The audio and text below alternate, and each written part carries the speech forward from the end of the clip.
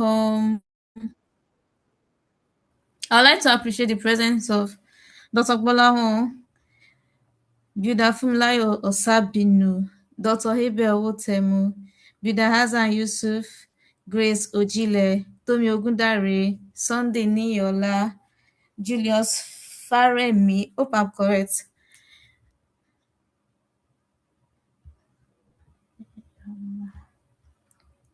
So today we'll be exploring a very important topic, the conceptual agility framework, adoption of sustainable procurement, project management, and AI tech for building collapse prevention in Nigeria. So before we start, I would like us to start with an opening prayer.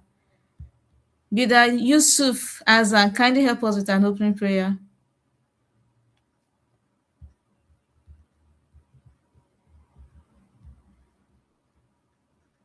Builder Azan, are you there? But Builder, maybe I can do that. okay, Builder Dosum, welcome, sir. Kindly help us with an opening prayer. Okay. Good afternoon, everyone. That's Um, sir. as we're going to start this webinar, we pray that the Almighty Allah guide us right. Let the outcome of the discussion be successful and be gainfully to everybody that in the program. May Almighty Allah continue to strengthen us and guide the Amen. coordinator with all of us. سبحانك اللهم وبحمدك أشهد أن لا إله إلا أنت أستغفرك إليك. أنا ربك رب العزة عما يصفون والسلام على المرسلين الحمد لله رب العالمين. Yeah. Builder Dosum, thank you for the opening prayer. So on our agenda, we have the introduction of BCPG, which will be done by Builder Fumilayo. Builder Fumilayo, kindly give us an introduction concerning BCPG for the newcomers. Good evening, everyone. We Good appreciate you evening. all for joining us for this August webinar. Before we go on, please kindly share on your WhatsApp status, on your social media pages. This is part of the things we do here at BCPJ Keja. We do advocacy and sensitization. We want to keep everyone informed. That is why we endeavor to do webinars to enlighten the public, not just the people in construction alone, not just built environment professionals alone, but even the general public. Because our aim and our vision is to ensure that we bring building collapse to a zero, not even reduce it. By in a few years' time, we don't even want to be hearing about building collapse anymore. Okay, so what we are about, BCPG stands for Building Collapse Prevention Guild. This is an arm that was formed several years ago by our pioneer president in person of Builder Kunle Awobodu. He formed this guild with an intention of reducing the pace of building collapse, particularly in Lagos and in extension Nigeria as a whole. Our primary goal is to advocate, sensitize, and enforce to stop building collapse and eventually save lives. Loss of lives that is caused by building collapse is in fact, we need to reduce the percentage and stop it and put an end to it. Like I said earlier, our mission in BCPG KJSL is advocacy and sensitization. We create this sensitization by organizing seminars, workshops. We do several works. We do forums to educate not just built environment professionals, we educate developers, we educate artisans, and we also educate the general public. We've done this in collaboration with different cells in Lagos State. We also do grassroots engagements whereby our cell pushes for awareness at the grassroots level. urging people to engage only qualified built environment professionals, no matter how small the project is. You are supposed to engage only built environment professionals. And I'm sure most of us on this call are aware of the built environment professionals we have, which are the architects, the builders, the quantity surveyors, the land surveyors, the town planners, the structural engineers, and all the other engineers, civil, structural, mechanical, electrical, most especially professionals that are registered with their regulatory bodies. This is what we do at BCPG Ikeja Cell. We strongly advocate that developers engage built environment professionals because this helps to control costs, this helps to prevent project abandonment, and eventually it helps us in avoiding quality compromising. When you work and quality is not achieved, this is what we are fighting against in building collapse prevention guild. So also we partner with both governments, private institutions to hold campaigns against the use of substandard materials and quack professionals. I hope I've been able to do justice to that. BCPG KJSL, like I said earlier, is a professional guild that encompasses all built environments experts, not just in the KJSL, but within Lagos. So we encourage you all on this call. If you have not joined a cell in Lagos, you need to join a cell and be actively involved. Let us all work together to ensure we bring building collapse to zero, to the barest minimum in Lagos State. Thank you, everyone. Thank you for the brief introduction, Builder Formulayo. I would like you to also help us introduce our guest, Ma. Okay. We are delighted to have today with us Dr. Abel Owotemu. Please listen as I read the citation. Dr. Abel Owotemu is a developer, an impact investor, and a policy strategist with over 2 decades shaping Africa's economic and financial landscape. He is the founder of the Greenage Impact Fund and board chair of the Center for Climate Action Innovation and Engagements, a think tank advancing Africa's global positioning. His career spans leadership roles in commercial, retail, and investment banking, and advisory across sub-Saharan Africa, MENA, and Nigeria with Fidelity Bank, Access Bank, FBN C.A.R.E.S, IFC World Bank, and Afrexim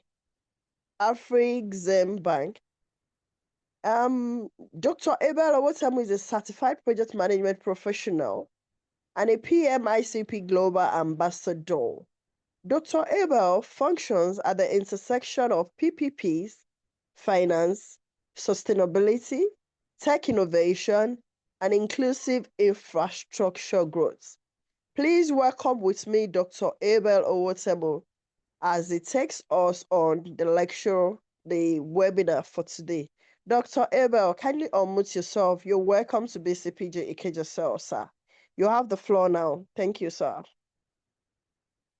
Let's welcome him with a round of applause. Good evening, Thank you. Good evening, Madam Fumilayo. Good evening, everyone. Good evening, it's sir. a pleasure to be back again You're with welcome, you. sir. Thank you so much. I think this is the second time I'm having to interact with the BPCG, and every time I always think about, the kind of work that you do is almost compared to what teachers do. And I think God will help you, so your reward will not be in heaven, but it will be while you are still here. So Amen. I just Amen. thank you. So we'll go straight. We don't have that much time. They've already given me my matching orders on what we are supposed to do. So I want to believe I'm sharing my screen. I don't know if we can see it right now.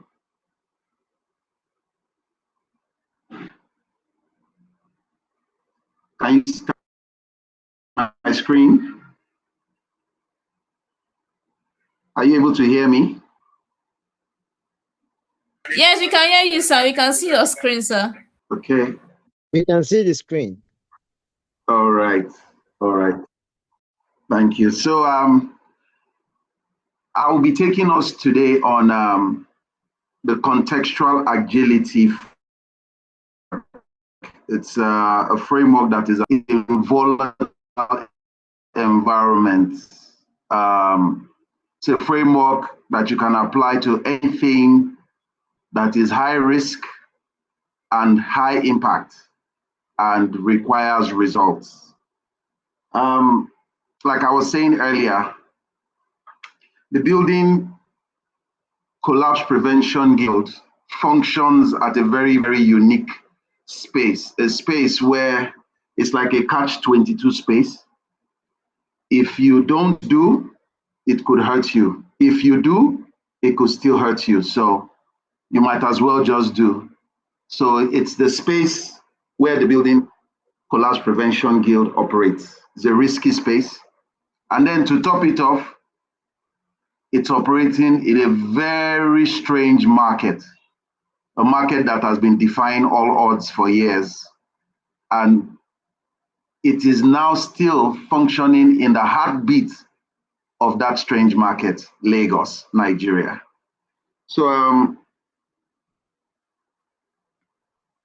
the main crux of what we'll be discussing is applying contextual agility by the adoption of sustainable procurement, project management, and AI tech for building collapse prevention.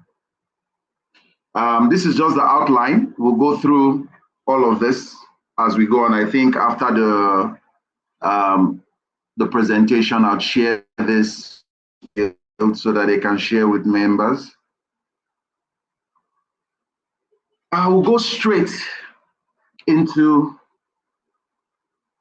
the matter of the day. I mean, you can't start dealing with an issue or talking to people about a phenomenon without addressing what that phenomenon is about. Of course, at this point, like they would colloquially say, you are preaching to the choir, of course. But it is important to address things strategically. Anything that cannot be measured cannot be managed. So on account of the fantastic work from the BPCG and their collaborations across industry, I mean, we can see the data. It's very clear from what Fumilayo was saying in our introduction about the functions of the BPCG and where you are sitting strategically when it comes to building collapse. Lagos, strangely, is among one of the leading cities in the world when it comes to urban population pressure. You have over 1,000 people coming into Lagos daily and less than 1,000, way less than 1,000 leaving Lagos. I mean, coming in permanently to find a place to stay, coming in to invest, coming in to work, coming in to do business, I mean, the pressure on Lagos is unbelievable.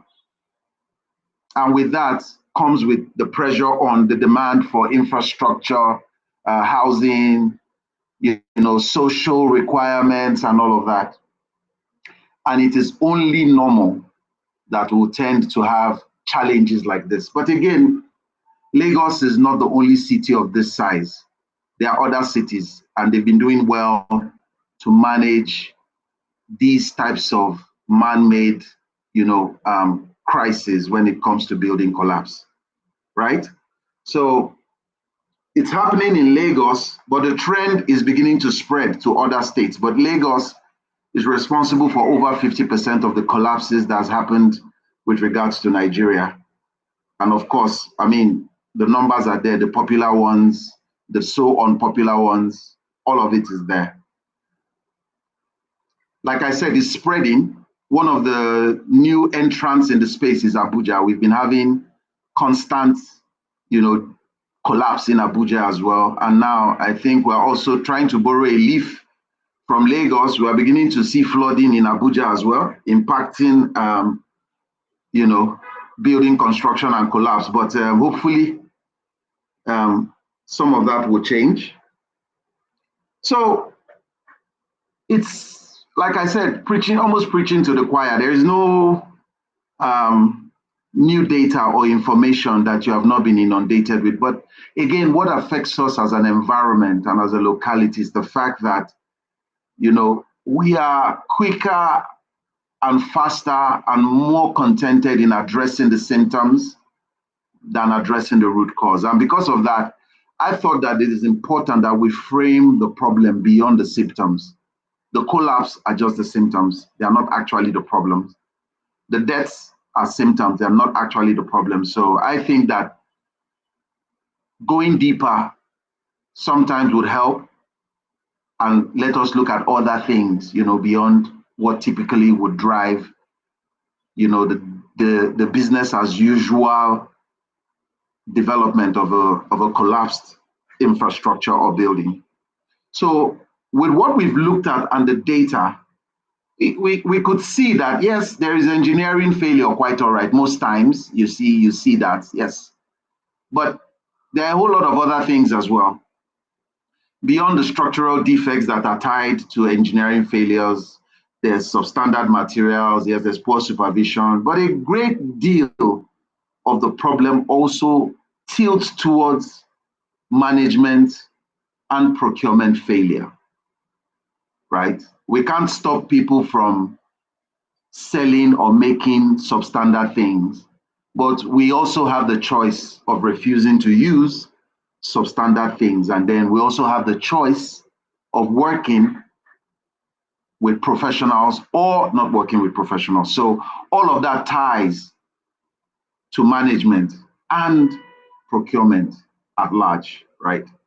So going deeper, we realize it's not just engineering. There's a failure of projects and management procurement leadership, particularly in high-risk projects. I recall one of the most recent ones that took the life of one of the developers, a very popular one, I'm sure everybody knows. I'm sure it's a case study. We understood that the owner or the promoter insisted and pushed back on professional project management requirements and led to one of the professionals on the project pulling out of the project. And with that signal, the sponsor still went ahead and carried on and piled on more levels than he should for a building, of course, which led to the collapse and unfortunately led to his demise, right? And you could see leadership failure shows clearly. You are the sponsor, yes, but you are not a professional. You are not the one in charge. You cannot bring your profit motives to taint the leadership of a project that requires quality. So looking at this repeatedly, you keep seeing management, procurement showing up. And when we go deeper, of course, structural failure and defects significantly, poor supervision, workmanship, yes, substandard materials shows its head as well. Faulty design, but again, faulty design is not even as heavy as other issues that has to do with management above it. And then, of course, things like excessive loading from the example I was talking about, poor soil test and unqualified personnel on a project. And then, of course, trying to cut corners. Where procurement and supervision failure happens, definitely you are dealing with management failure. And it is at this point the entry for defects and collapse begin to rear its head slowly but surely.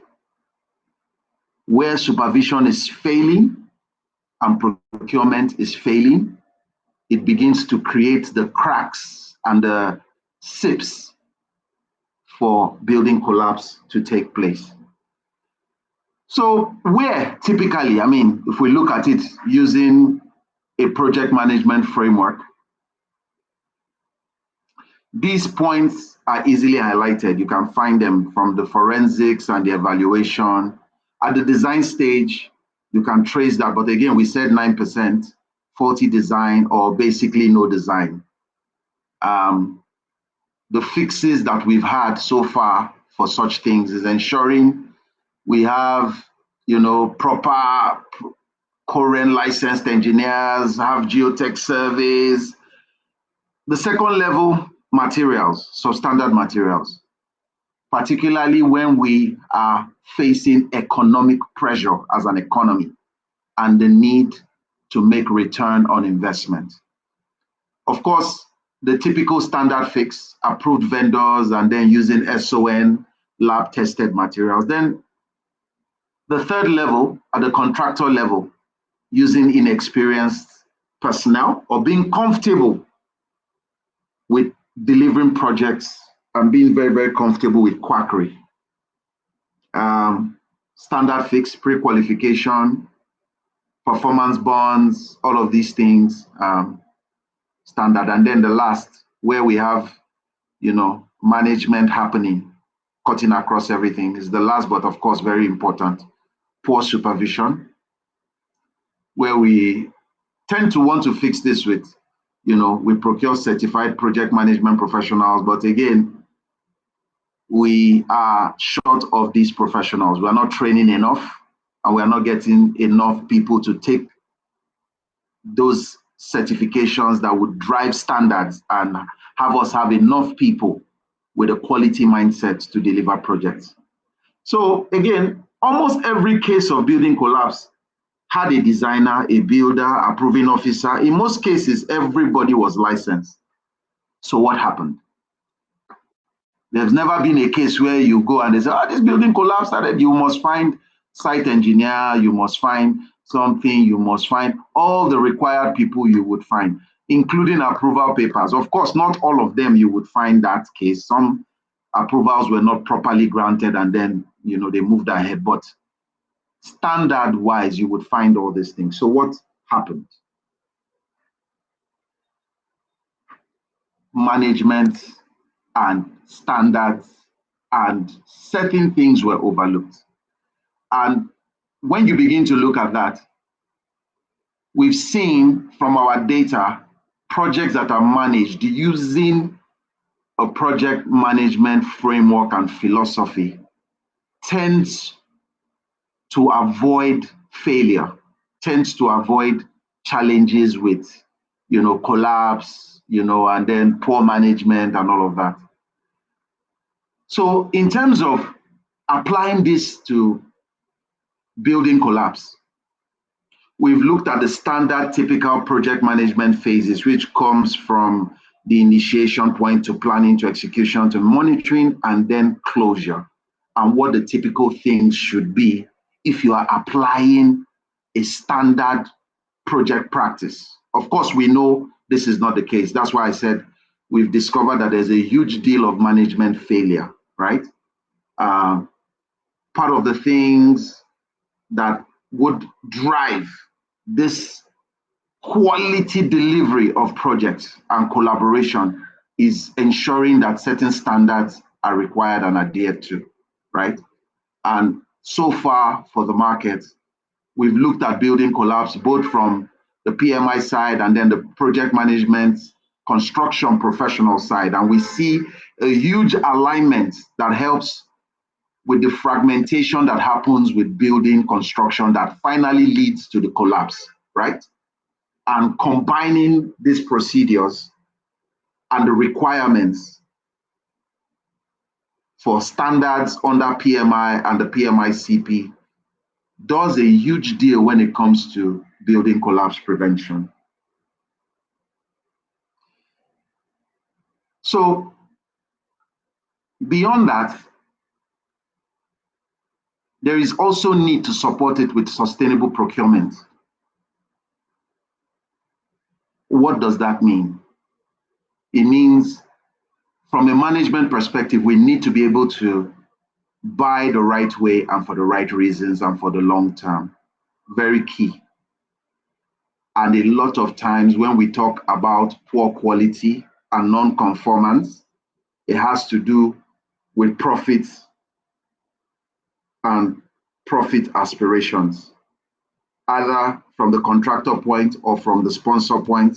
But at the end of the day, we will still have to pay, whether one way or the other. So sustainable procurement integrates quality, ethics, looks at the environment, and life cycle cost for every material and service purchase, right? It's like you're looking at the shoe paradox.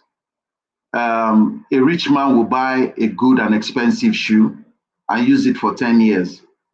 A poor man who is at the bottom of the pyramid or who wants to cut corners might decide and say, let me buy the less expensive one, then at least at the end of the year when I get salary, I'll change it again. And then he changes it almost every year, and then the price keeps going up. Of course, inflation, we can't control that. And in 10 years, he spent 2 times what the person that used a sustainable mindset to approach his procurement or his purchase spends, right? But again, it's what happens at the bottom of the pyramid. And then as a management professional, looking at how you address incidents and risk, that mindset is critical. And you understand what drives why people make these decisions. So the rules and part of the KPIs you look out for: quality first. Quality first. And the use of quackery and poor steel. Ethical sourcing. This is a huge problem, and I think that, I don't know, it is maybe when the world ends, we'll try and see whether it can end with the world. Bribery, counterfeiting, these things are huge issues. But also having a traceable supply chain and ensuring compliance helps to drive ethical sourcing. Then environmental issues. It's a big elephant in the room right now. And I don't think I need to say much about it. Every year, we are seeing water tables rising. I have reports linking, climate incidents and activities tied to human irresponsibility to sinking levels of cities across the world, including Lagos, right? Also, having to understand value over price. Value over price. Because it's expensive does not mean, we should cut value, right? Again, too, because it's pricey doesn't really mean it meets or delivers the value that we require. So at this point, we're looking at things that deal with quality, fit for purpose, right? And here is fit for purpose with regards to saving of human lives and also delivering buildings that are sustainable in the long run. So KPIs that are usually adopted when we look at sustainable procurement. What kind of measures do you have to have in place for you to know that you are tilting towards having an unsustainable building that might end up collapsing? The percentage of deliveries with lab certificates, right? Do you conduct regular lab certificates on lab testing and then the certificates coming out on your site? Percentage of projects with current approved designs? Percentage of suppliers on wait list? I mean, for the BPCG, these are indicators that it can now begin to look at to say, okay, so across Lagos, we have over 1,000 projects in the year 2026. Out of that 1,000 projects, 700 came in with all the appropriate requirements when it comes to KPIs. We have another 30% that didn't come in. And then if you link that with the following, the previous year, if the number of projects that come with the required high level of KPIs being satisfied increases, you know automatically that the number of building collapse incidents you should have should reduce. If it drops, you know the increase and possible incidents, and for you to ramp up your, your guild activities to ensure that you address the foreboding disaster that may come. So KPIs also are key things, tools in our hearts that you need to use. And in addition to all of that, I mean, like I said when we're talking at the beginning, what you cannot measure, you cannot manage. And then when we talk about poor management, we're talking about standards, mindsets, a lot of things. And the mindset is very, very critical. And that is why we are discussing and we are talking about the contextual agility framework right now. One thing is clear about Nigerians. In Nigeria, Nigerians behave like Nigerians. But when you take them out of Nigeria, they tend to perform at a very high level. A lot of people look at it and say, that's, it's good. But the thing with it is, it points to the fact that typically we are not excellent by character. We are only excellent per virtue of circumstance. And if we are excellent per virtue of circumstance, it means if the circumstance change, excellence drops. And if excellence drops, we cannot advance as a people, we cannot advance as a civilization, right? So in addition to adopting the appropriate project management standards and procedures, it's important to have a contextual agility mindset. So what does this mean? It means it's a capability to be able to read context, but not to read context like political jobbers, mind you. Is to read context as a professional, right? The capability to read context accurately, select the right management approach, and execute with speed without compromising quality, ethics, or sustainability, right? What it means here is your ability to apply a core formula that requires your ability to sense the environment and the context in which buildings or infrastructure is being delivered. And then what are the appropriate methods to use under this context and under this mindset? And then sustain the outcome after you've adopted this mindset. It goes against using a one-size-fits-all approach, which typically happens in the project space because I'm a professional, rule of thumb. I built in Ikoyi. This building is in Ikoyi, so I can forgo soil test. There's no point. Let me save the customer some money, or let me just try and do that away so that I can be very fast. Forgetting that every part of Ikoyi is not the same, right?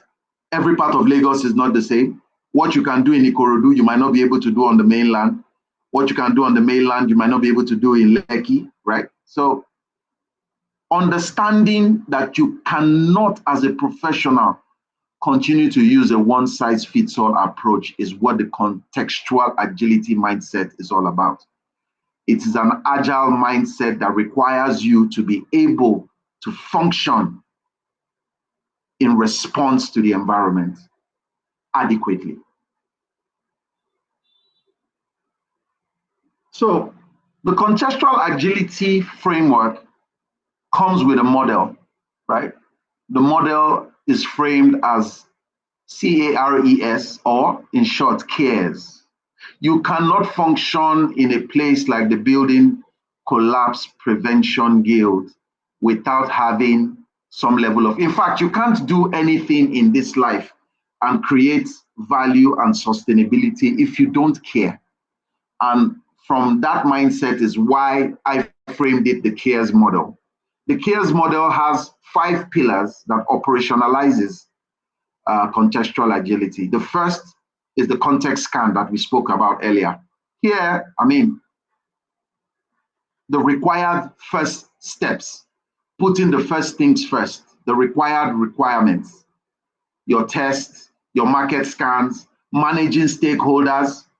Because I delivered in a particular place and I had a particular set of stakeholders, doesn't mean when I'm delivering there again, those stakeholders will be the same, they will be different. What was the policy at that time? Has it changed? Will it change? Could it change? You need to be agile, right? And then you need to be able to map for risk, particularly with regards to the climate, because climate risk is everybody's risk, right? At this level, you need to be using a risk radar as your tool to be able to carry out proper contextual scan. So you build a risk radar and put as many identifiable risks as possible so that when it's triggered or it's a likely occurrence, you know how to mitigate, plan, accept, and deal with it. The second is the A, which has to do calibrating your approach, right? You need to have set up a procurement fit matrix. Are you going to use traditional versus adaptive? At this point, tools like the decision tree come to mind. What led to something, right? Your ability to apply a decision tree that tells you how to trace problems within a project value chain is very critical. The next is the R, which is resource integrity, right? You cannot just take something because it looks nice. Yes, it's cheap, it came from China. Yeah, has it passed the required standard? I think it took a lot of fires with regards to building collapse and disasters for people to agree that Nigeria produces the best wire and there is no need to be importing wires from outside Nigeria. Stick to locally manufactured wires as long as they use, they meet the SON requirement for, the copper calibration and all whatnot, right? So we've seen this. So resource integrity, very key. At this point, you want to have your vendor whitelist, and on the back of the vendor whitelist, your vendor blacklist, right? Very critical. The next is E. How do you execute? And after executing, how do you adapt in the course of executing? At this level, you're looking at milestone trackers. Am I behind? Am I ahead? Am I doing the things I need to do? Where should I be in the course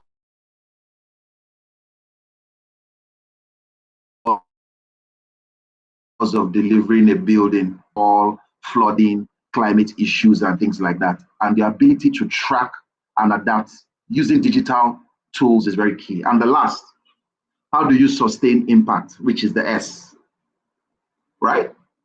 We have a very bad maintenance culture in Nigeria, and it's not a culture, I think. I just think it's maintenance carelessness when it comes to mindset, because I don't think not maintaining is our way of life. Because if you go to certain parts of the country, you see certain places, things are being maintained. But when we deliver, we are more concerned about delivering, and then we are not tracking usage, we're not tracking maintenance, we're not tracking how to use, right?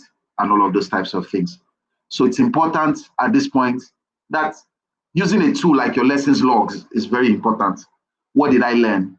In the course of delivering this project, we had an issue at a certain point, and it will require us to ensure that maintenance is at full scale, or else it could trigger another problem in the use of the building. You can't know that if you don't have a lessons log, you don't have a maintenance plan, and you don't have handover manuals for people to use. It's very key. A lot of times, I think it's just colloquial for us, like it's typical.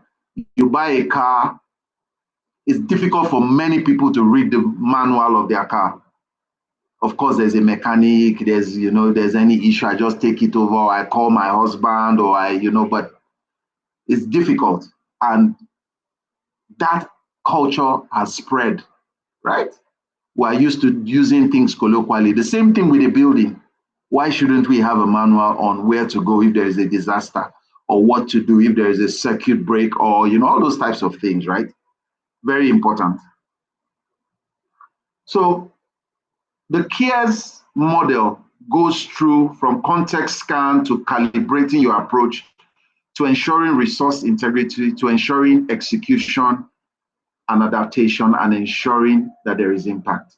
So, but beyond having this model, when you are applying contextual agility in terms of your mindset, it's important that each pillar maps to procurement and supervision actions that stop collapse, right?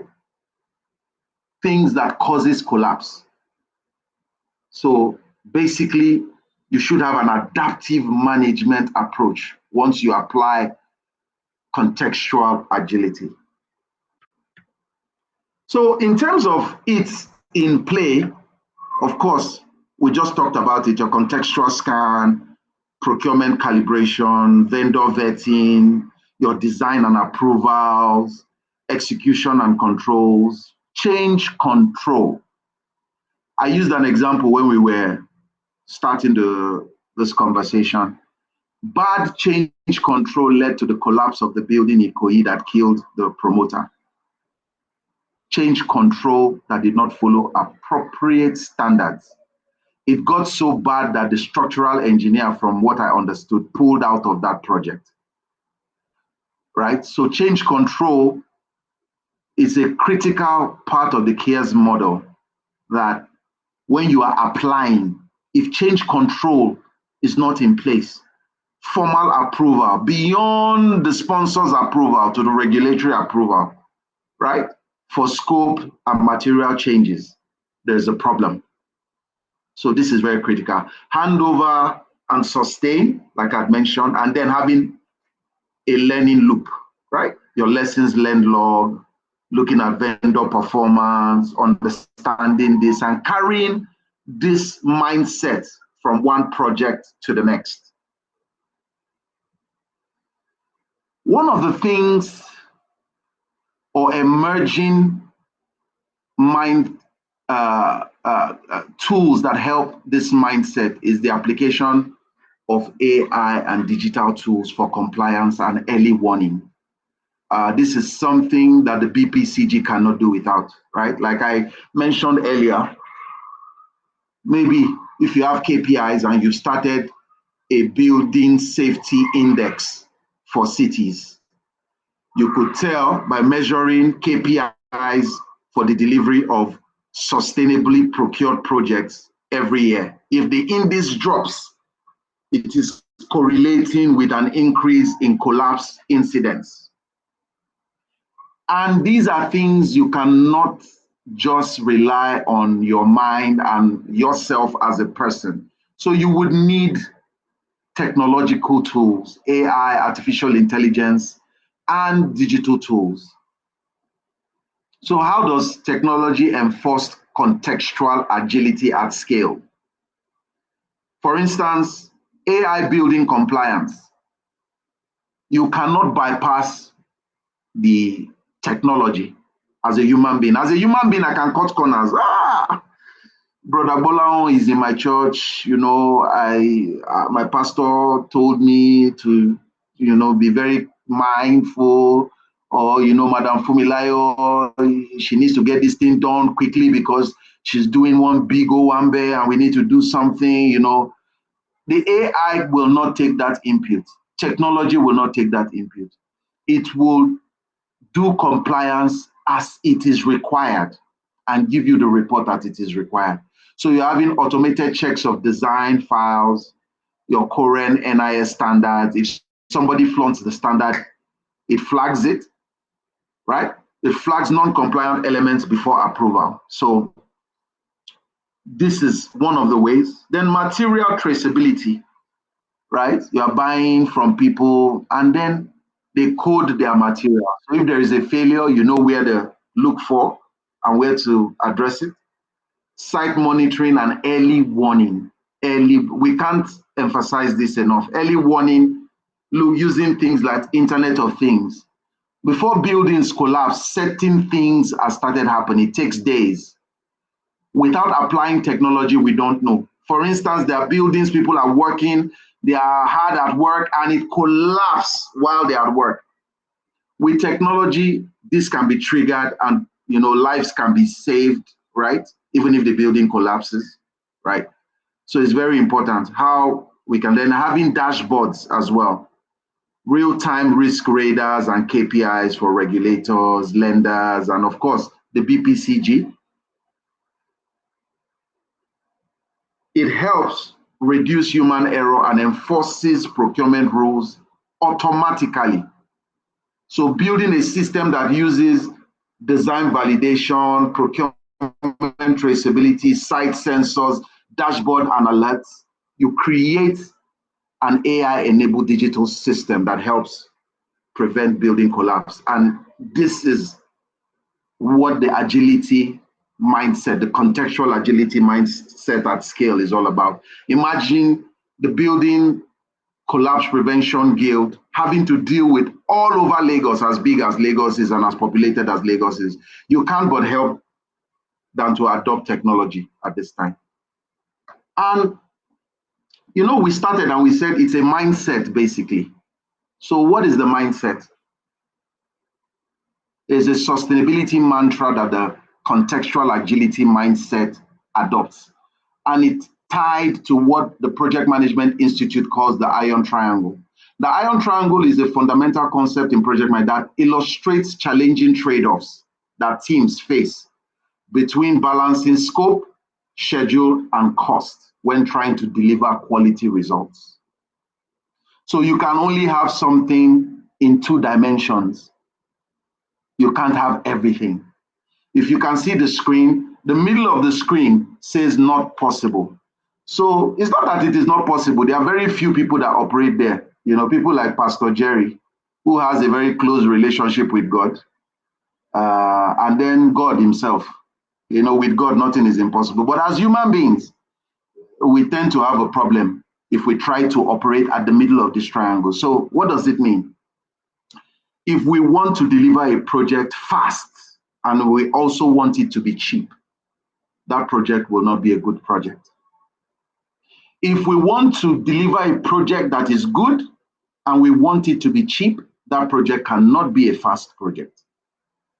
If we want a project that is fast and is also a very good project, that project cannot be cheap. So having this mindset and this mantra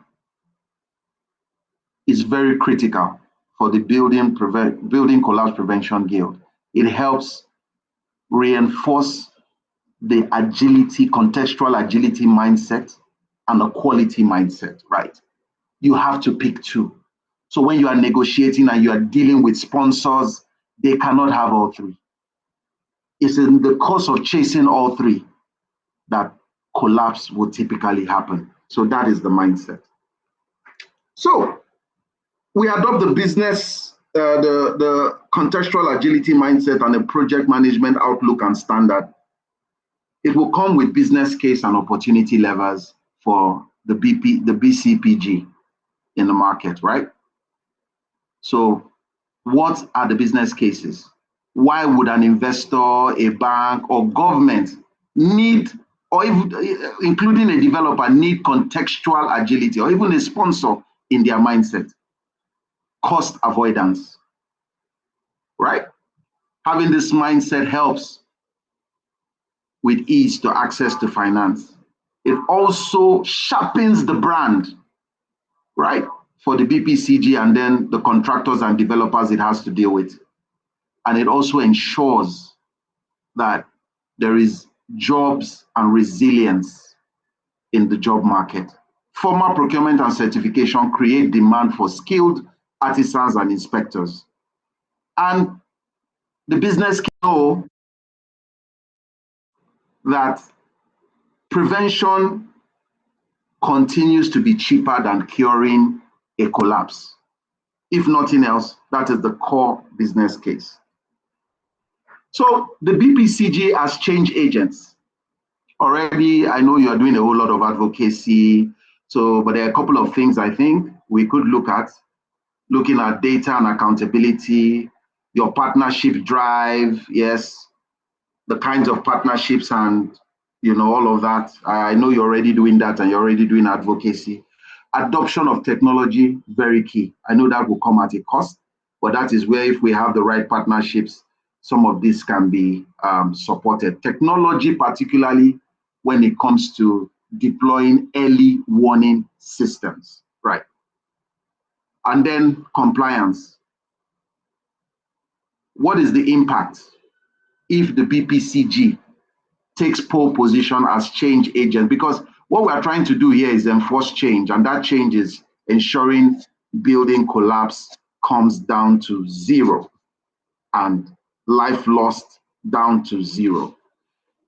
It will, create jobs for skilled artisans. We will have safer cities, and we'll have climate resilience against disasters, both man-made and natural. So in conclusion, the BCPG operates in a VUCA environment. Nigeria is volatile, is uncertain, is complex, it's ambiguous. And for you to successfully do what you are doing, the contextual agility mindset is key. With over 670 building collapse cases and counting, we can extrapolate that. I mean, it's beyond a technical problem. There's also management, right? And we keep using the same thing, the same thing, the same thing. We are not seeing enough change. And that is why building collapse is, So adopting contextual agility as an additional tool will support the guild's capacity, right? Helps to scan context, calibrate the right approach, ensure resource integrity, execute with adaptability, and sustain outcomes. The aim is to go beyond the technical engineering theory and requirements for building development, but changing mindsets as well, right? So that mindset is moving the guild. We are now a guild, we are now a guard against building collapse. Two of the things, of course, I have to also be a little bit selfish, being a PMI ambassador. I think partnership with the BCPG is very key for members and construction partners or people in the space to get certified in PMI construction professional to drive contextual agility and sustainable project management mindset and framework, right? That could be part of your plan in the next 12 months, structured into your yearly engagement, maybe into next year. Also launch, I heard Madam Funmilayo talk about it and it piqued my interest, Zero Collapse Program, right? Picking states where we can launch it and then begin to, certify contractors who have a zero collapse reputation. It's a brand alignment thing. It's a certification that can be developed in-house. And once you get it from the BCPG, I mean, it's a gold standard, more or less. And then it helps to drive the BCPG brand and helps to drive behavior in the long term. One of the things I also want to look at, like a building collapse index, where we are using data from compliant projects yearly to determine correlation with the likelihood of building collapse occurring. So these are things that, from a contextual agility point of view, could be value added for the BCPG. Thank you very much. I hope this has been of interest for you and your members. I'll take any questions now.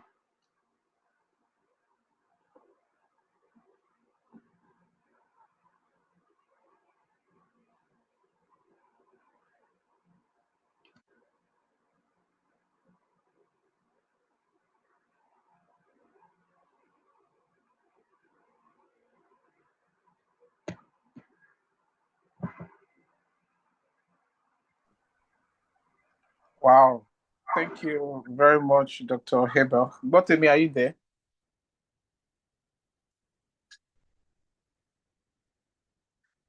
Okay.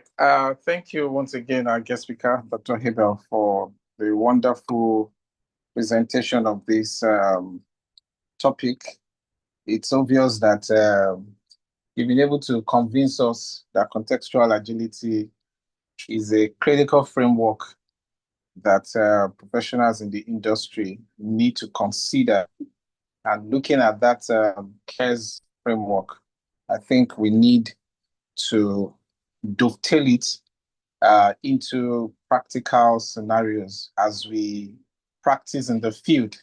And that's why I will have to just extend the conversation to all participants here now to ask questions, and also let's examine what he has presented to us, from the perspective of our experiences, on projects, experiences in the field, so that we can engage with the presenter, with our guest speaker. So please, if you have any question, I'm looking through the chat box now.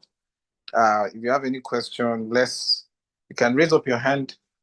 If you are not in a noisy environment, if you are, you can just drop in the chat box so that I can pick it up from there, and let's engage with the guest speaker. So let's get to do that now. But while we're waiting for, let me see, is anyone raise up their hands? Okay, no one yet. So while we're waiting for people to indicate for their questions, Dr. Abel, I mean, you touch a number of critical aspects of failures in the industry. One that is very germane to me has to do with the issue of considering standardization, right?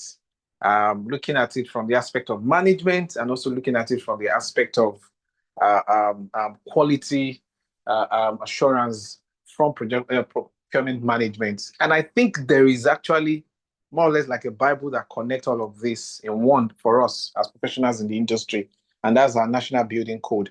What do you think could be the role of the National Building Code, which perhaps I want to believe is still under review for revision? What would you advise, vis-a-vis your presentation, looking at the contextual agility framework you presented? I mean, how can this framework really help in creating a robust building code for us in Nigeria to be able to address all those problems and solutions you're providing from your presentation? Thank you. Okay. Thank you very much. I just to add, I mean, this framework, I mean, the BCPG is the first I'm having to interact with regards to this framework. So, but when we look at policy in Nigeria, we've never lacked policy. We've just failed when it comes to execution. And then a lot of that has to do with interest, right? Interest. That delay that you see, it's, the government's interest and those involved in government.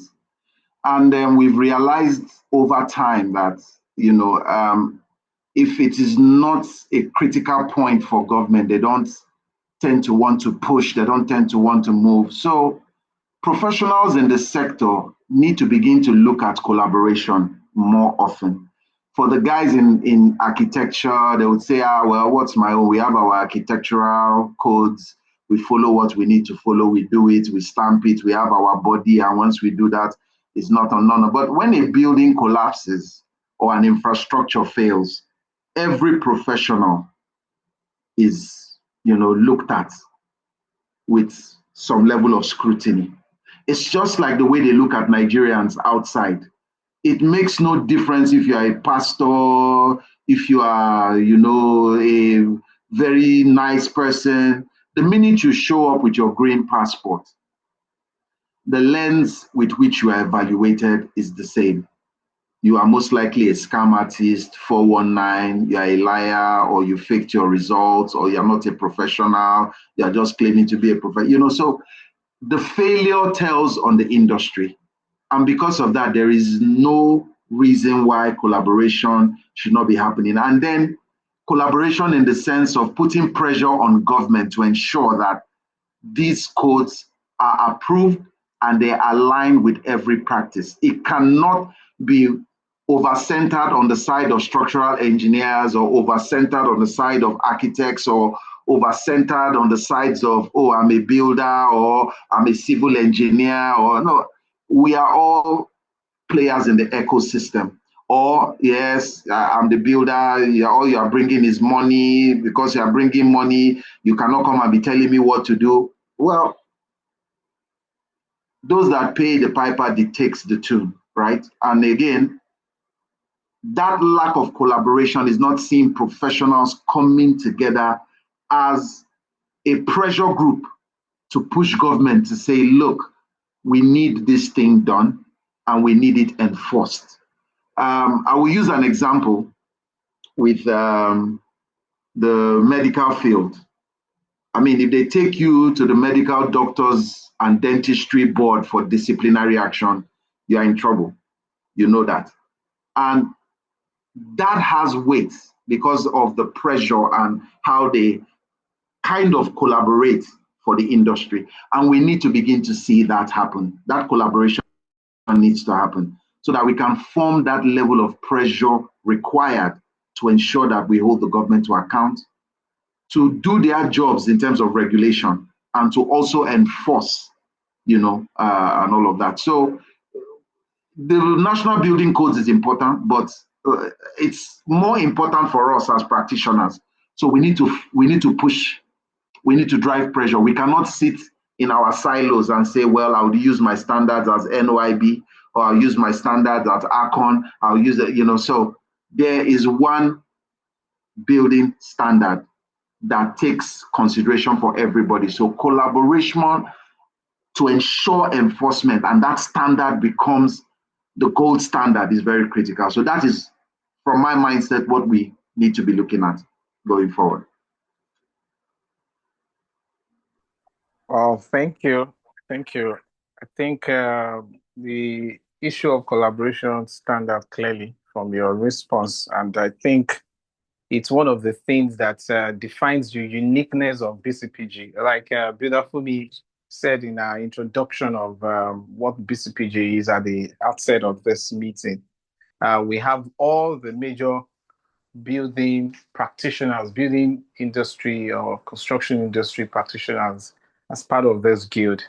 The 7 major practitioners as identified in National Building Code are members of the guild. So that for us alone explains our aspirations, explains our commitment. And I think your response is just a reminder for us to actually uphold, our objective. And I want to just appreciate you for amplifying this. Are there any other questions from any of the audience, any other person that wants to ask questions based on this presentation? So they are asking for the slides. I'm going to send that to you, Dr. Balaam. Oh, okay. So once I share it, I'll share it with you and then you can share with the guild. Okay, wow. Thank you so much for that. And also appreciate you for giving us, the honor of having the first hand presentation on this. Thank you very much. So any You're other very questions? welcome. Any other questions from the audience? Okay, I think Can be a while we're comment, discussing, can be anything. Yeah. yes, I can see the presence of our founder, Builder Kunle Awobodu present. Thank you, sir, for joining. I can see from other Thank you cells very as much, well. sir. Yeah, thank you, sir. I can see from other cells, K.A.R.E.S, Tomi Ogundari joining us, and also others that I don't actually know which cells you're joining us from, but we want to appreciate all of you for connecting. Builder Kunle Awobodu, I don't know if you have a comment on this. I know you came in while the conversation was ongoing. And also, K.A.R.E.S, Tomi, I don't know if you have any comment or question, and others as well as we try to wind down.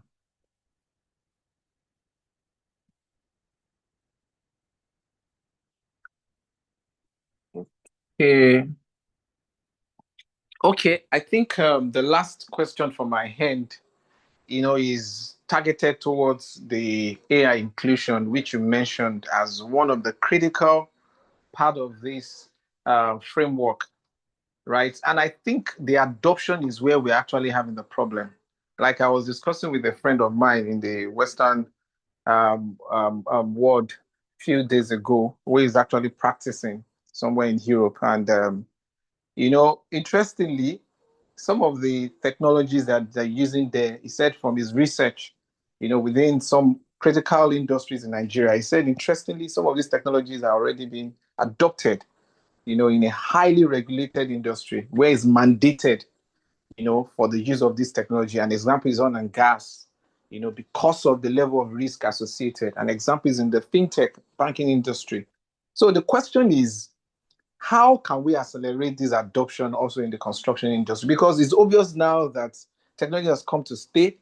AI is now the bane of conversation everywhere you go, MTN, right? So how can we accelerate this adoption among professionals in industry? If you are saying based on your presentation and your research, your framework, that we just need to adopt this in order for us to be able to prevent building collapse, how do you think we can go about it, and where do you think should be the starting point for us? Thank you. Okay, interesting. So, funny enough, you're saying this. I mean, there are traces of it already in the industry, and you are very correct. Adoption seems to be our problem. With upcoming young professionals who are native to technology, it's not an issue for them. But again, adoption is still very low. And like I said, when buildings collapse, they don't just wake up and say, I'm collapsing this minute, and they collapse this minute. It starts.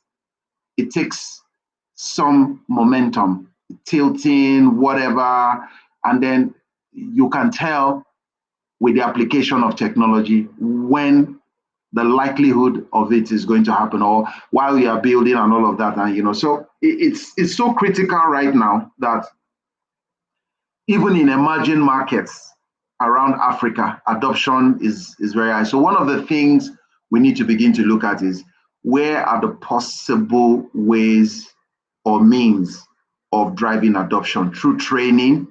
I know the PMI has a AI for project management course. It's an agile, very quick course, because adoption most times is driven by knowledge and familiarity. Once you are familiar, getting these tools, they are open source, they are almost everywhere. Some are paid for, some are not. But once you've gone through the training, you then begin to know how to use and apply. But the first critical step is the training, which I think, is the entry point. So, of course, there are religious inclinations and pushbacks around it. Oh, this is something evil. This is something that can, take your job. Yeah, but the reality of it is, that is how we felt about, every technology when they came. I know back then there was resistance to people beginning to adopt AutoCAD. People were more draftsmen, even when they were doing exams. I don't know right now if, the professional space is allowing people to use automated, inputs for exams and make it a lot easier. Back then, for a lot of things, you need to be, even in the project management profession, it used to be that you need to sit down and write an exam manually for 4 hours.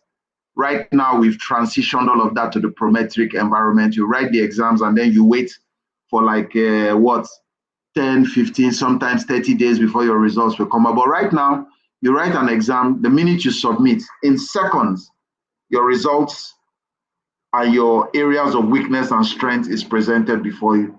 So same approach with AI adoption. We need to push for training, access to that training, and make that training affordable. Once a lot of people begin to get that training, adoption becomes like second nature because they have to use it, they have to practice. And then also from an institutional point of view, requirements, right? For people who know how to use this and apply it is also a very good way to drive adoption. You're coming on my project and you don't know how to ethically use AI, not just use it for the fun of it, but ethically and professionally apply it to your work. That would be a red flag, right? So these are the things. Then on the regulatory side, I know the government is working because it's an emerging technology, different parts of the world. But again, there's adoption taking place. If you look at China, if you look at Europe, if you even look at certain markets in Africa, right? Adoption is happening. We cannot be left behind. So again, it comes back to collaboration, forming a pressure group, and getting government to, do what they need to do. But on our professional end too, that adoption has to happen in terms of curriculum, right? So it has to find its way into our various curriculum for training and certification and all of that, right? So adoption in terms of training, in terms of curriculum, in terms of regulation, and in terms of enforcement across these lines, these are the ways we need to begin to adopt. And then when I say regulation, certain projects, if we run a simulation and we know if a collapse happens here, we're going to lose nothing less than 1,000 lives or 500 lives. It's important that we insist on an early warning system, right? To take account of quality issues, environmental issues, anything could happen, right? The environment, the weather, anything could happen. It could be natural disaster, but at least with an early warning system that is technologically enabled, driven by AI, it can go a long way. So from my point of view, those are the angles and the areas we can drive adoption. Wow, thank you so much, Dr. Abel. I think this has been a well detailed and robust conversation. And thanks for those pointers on areas where we can have adoption. And interesting enough that you mentioned about PMI offerings. And I think you raising that my capacity, I think I'm going to extend access to one of the free courses on AI to all attendees here.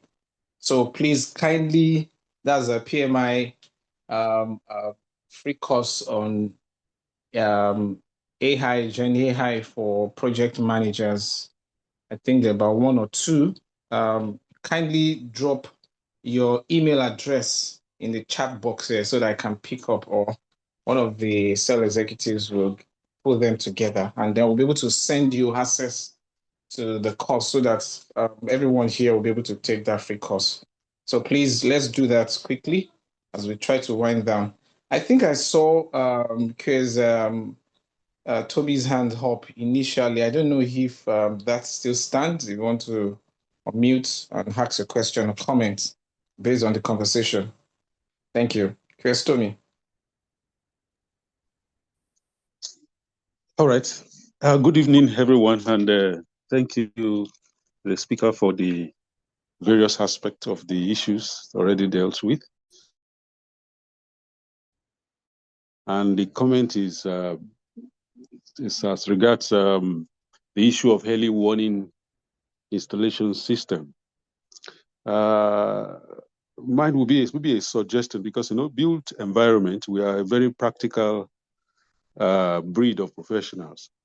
If there is a way to organize something like innovation exhibition, like those expo where the technology and other, technologically inclined companies can really come and display how these systems are meant to work. We know we have a lot of systems, ELV systems within construction scope of works.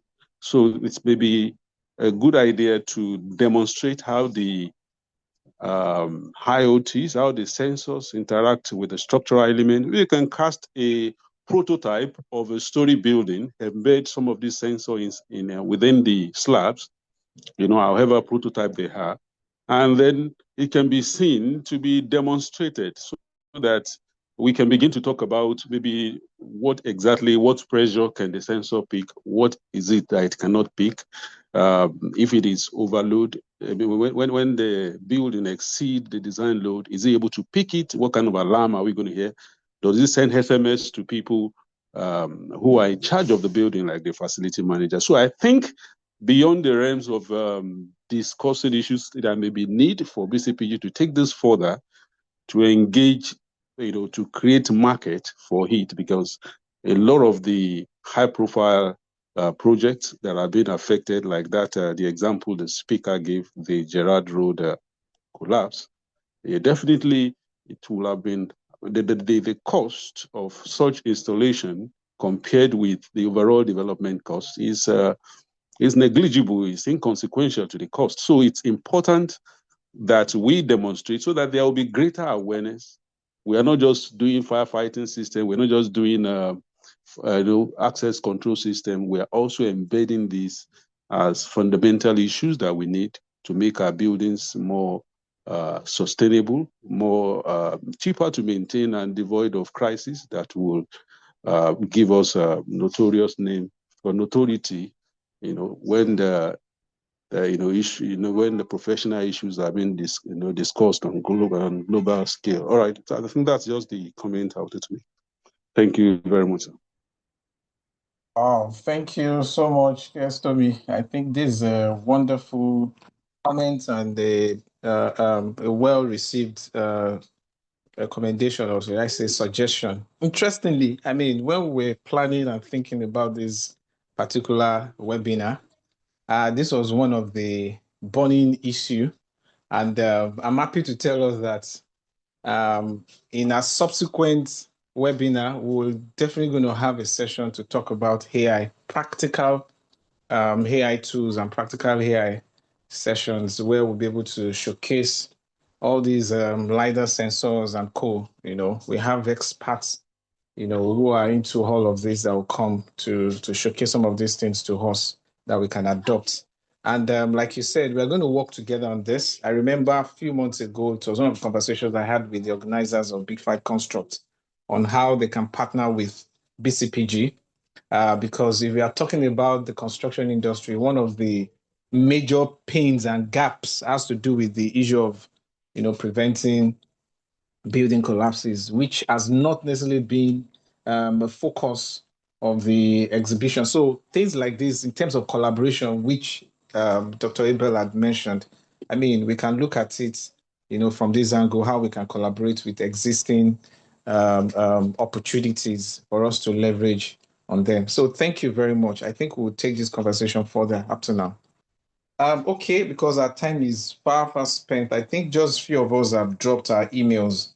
As we round up, I want to also, once again, acknowledge the presence of Fanda. I think he dropped. Okay, he's still around. Builder Kulia Obodu. Thank you so much for your consistent support, and also for all our BCPG leaders that are here. The time will not permit me to recognize us individually. Thank you so much. Your presence means a lot. And also for all our members that have joined and connected. I'm sure you can see the benefit of, attending this webinar. And for all our CPD's points across our different professional bodies, if you have any issue with it, you can actually reach out to me so that you can actually use it as a CPD for your professional recertification. Okay, in closing, except there is any other question for a speaker, because time is fast spent, I would like to welcome Builder Dosumu Wahid to help us with closing remarks. A vote of thanks. Thank you. Over to you, Builder Dosumu. Yeah. We really appreciate our speaker for this very educative presentation. We thank you so much for honoring our invitation, and we look forward to have more interesting and educative chats as we go in our BCPJ programs. We also thank all the participants, and we encourage every one of you to join us in our further programs. Thank you so much, and I really appreciate my coordinator, Dr. Golang, for the strength. God will continue to strengthen you. Thank you, sir. You all have a wonderful weekend.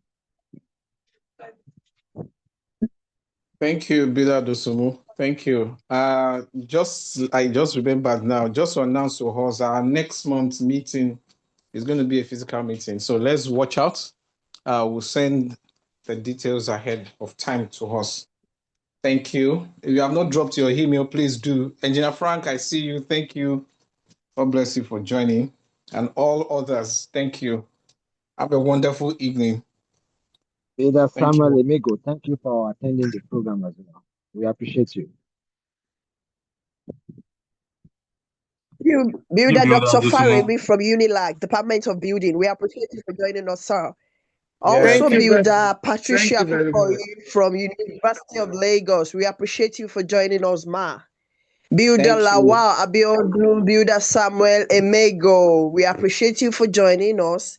QS Tomi Ogundare, thank you for joining us, sir. Builder Azan Thank you. Yusuf, thank you for joining us. We appreciate you all. God bless you. Our Thank esteemed you. President, so Builder Kunle Awobodu, thank you, Daddy, for joining us. Thank you. Have a Thank wonderful you. evening, everyone. Bye. Thank you, Oshabinu. Vida Oshabinu, thank you so much for recognizing all the participants. Thank you so much. More strength. Good night, Good night. everyone. Good night. Thank you for Thank you. attending August webinar.